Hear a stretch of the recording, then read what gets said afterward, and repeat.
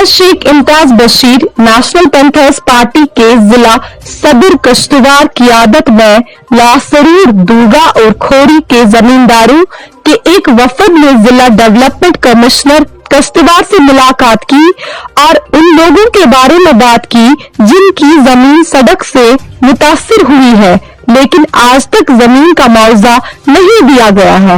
वफद ने डीसी कश्तवार से मुतलबा किया कि हमें आज तक जमीन का मुआवजा क्यों नहीं दिया गया।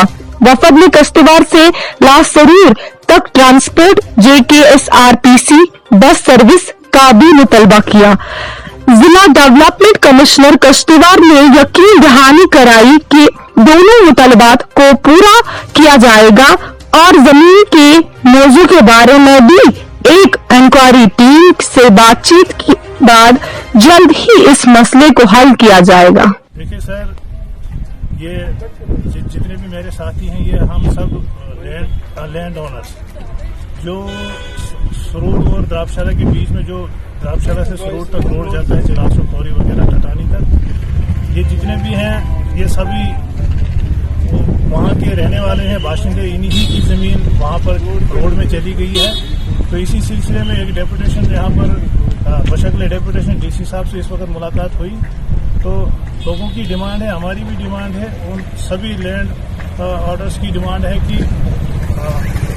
रोड की जितनी भी जमीन उसमें रोड में गई है उसका मुआवजा अभी तक मिला नहीं है। ये 15 साल कबल की बात है। 15 साल से कईयों को दिया है, लेकिन बहुत सारे ऐसे हैं जिनको अभी मुआवजा नहीं मिला है। सर देखिए, शायद लोग मजबूर हैं कि जितनी भी गाड़ियां वहां चलती है वही एक मेन जरिया है लोगों को इधर उधर जाने का। तो इस वक्त अगर देखा जाए तो ये मजबूरी है लोगों की, और ड्राइवर हजरात जितने भी हैं वो भी कम से कम दूध खुशबू में कोई कसर छोड़ते नहीं हैं।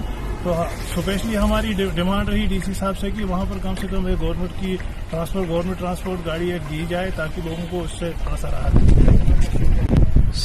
देखिए, आज हमें काफी साल हो गए चलते, जो लैंड ओनर्स हैं, शांडिली चलासू रोड दिया था हमने द्राबशाला से ऊपर, ये लास तक का एरिया है।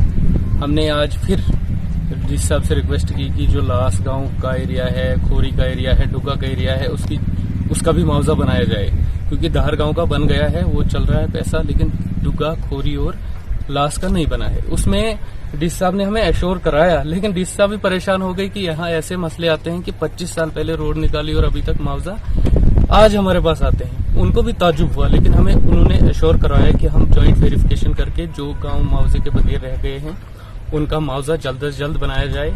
तो उन्होंने हमें एश्योर किया कि ऐसा हो जाएगा।